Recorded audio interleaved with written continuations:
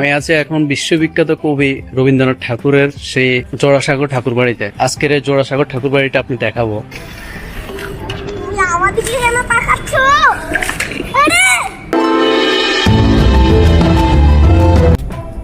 ছোটবেলা থেকেই দেখতাম বাংলা আনন্দপাঠ সাহিত্যপাঠ বইয়ে রবীন্দ্রনাথ ঠাকুরের পরিচিতির মধ্যে জোড়াসাঁকো ঠাকুর বাড়ি। আজকে জোড়াসাঁকো ঠাকুর বাড়িটি পরিদর্শনে আসলাম। আসলে এটা এখন বাড়ি বলা যায় না, এখন বলা যায় এটা জোড়াসাঁকোর পরিবারের সমাধিস্থল। জোড়াসাঁকো ঠাকুর বাড়িতেই রবীন্দ্রনাথ ঠাকুরের জন্ম মৃত্যু। জোড়াসাঁকো ঠাকুর বাড়িতে রবীন্দ্রনাথের কবিতা, গল্প, উপন্যাস অসংখ্য ছিল, তা এখন রয়েছে শুধুমাত্র স্মৃতি। ভিতরে ভিডিও করার কোনো পারমিশনও দিতেছে না, আমরা ভিতরে ভিডিও করতে পারতেছি না। ভিতরে শুধু দেখার অনুমতি আছে, ভিডিওর কোনো অনুমতি নেই। এখানে মানুষ বসে আছে দেখা শেষ করে। এখন প্রায় 5টা উপরে বেজে গেছে, এই জন্য আমরা বাইরে যেতে হবে।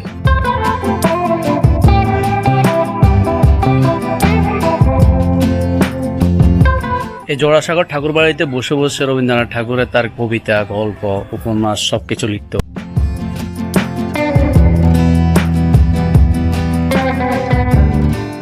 এই পুরো বাড়িটি লালচে খয়েরি রঙের বাড়ি।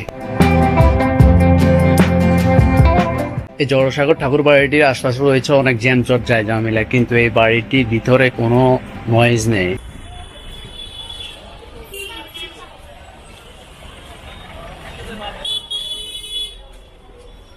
এই বাড়িটির ভিতরে থেকে কবিতা, গল্প, উপন্যাস লিখত রবীন্দ্রনাথ ঠাকুর।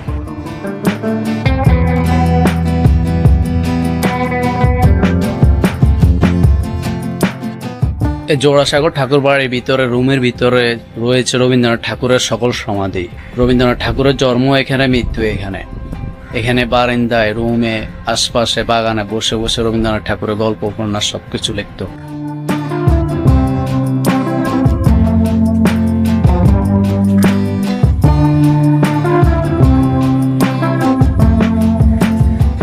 জোড়াসাঁকো ঠাকুর বাড়িটি অনেকটাই পুরনো, একেবারে পুরোটাই 18 শতাব্দীর বাড়ি।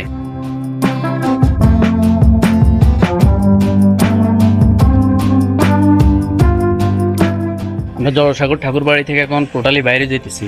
এখন প্রায় 5:30 বেজে গেছে, তাই এই জন্য বাইরে যেতে হবে। এটা 5টা বাজে ক্লোজ হয়, আমাদেরকে আরো আধা ঘন্টা বাড়তি দিয়েছে। এখন আমরা টোটালি বাইরে যেতেছি। আজকের ভিডিও তাই এখানেই শেষ করতেছি। ভিডিওটি দেখে ভালো লাগলে লাইক, কমেন্ট, শেয়ার করে দেন। আর এরকম ভিডিও আর পেতে চ্যানেলটা সাবস্ক্রাইব, ফলো করে পাশে থাকুন।